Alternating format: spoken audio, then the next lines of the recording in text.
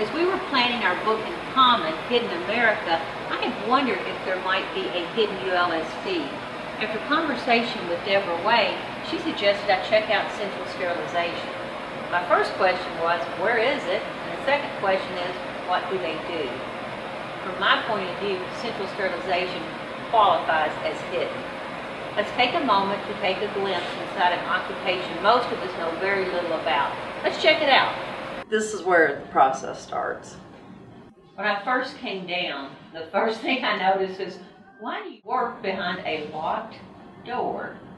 Well, because we have millions of dollars of instruments and equipment in here, and also because we need to maintain the environment because it is a sterile processing facility, and if we have a lot of traffic in, contaminants can come into the room. And so that's part of the reason that it stays locked. I flew recently.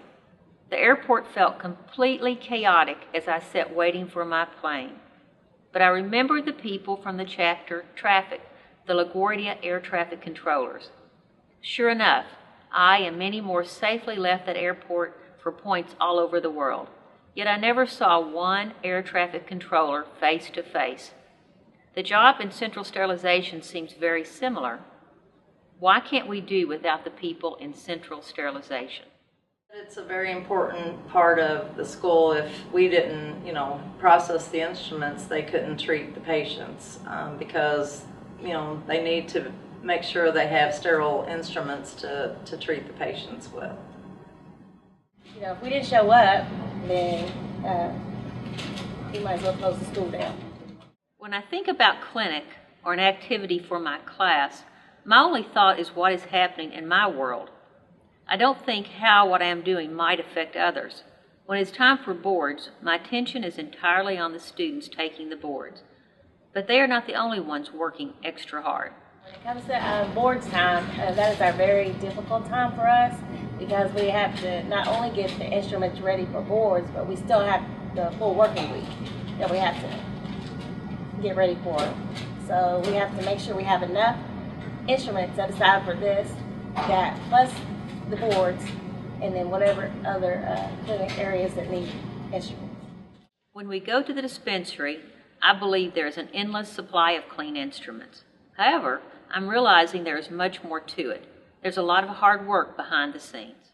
Yes, this job is very hard. It's, like I said before, it's more physical. They may think, well, if you take a kit off of the shelf or something, that's not hard. But if you do it over and over and over again, after a while it gets a lot heavy. Plus also, we're taking things out of the oven on the cart that's full, so, it's heavy. So, is it hot? Yeah, it's very hot. We have to wear oven mitts when we take stuff out of the oven, so we're careful not to burn ourselves. But yeah, down here it's really hard. Tough on the body. I would invite people to come and visit. Per Miss Bird, there are over 1,000 instrument cassettes cleaned each month. That's not even including handpieces and burr blocks. We talk about the importance of patient-centered care. This is something we all strive for in clinic. Yet we have unseen heroes fighting to fulfill that mission right here in our basement. I have a personal gratitude for Central Sterilization. In my opinion, the advantages are that I get to know that I am helping by, sterilizing the instruments and giving patients quality care. It's just a lot to it, more than what they see.